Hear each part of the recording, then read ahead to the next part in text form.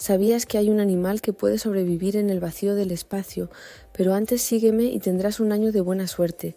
Se llaman tardígrados u osos de agua y son prácticamente indestructibles. Estos microanimales pueden soportar condiciones que aniquilarían a casi cualquier otra forma de vida.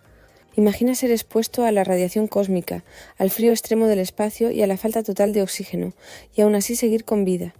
Los científicos los enviaron al espacio exterior y al regresar a la Tierra no solo sobrevivieron, sino que también pudieron reproducirse. ¿Qué te parece esta increíble capacidad de supervivencia? Déjame tu opinión en los comentarios. Gracias por vernos y no olvides suscribirte para más datos asombrosos.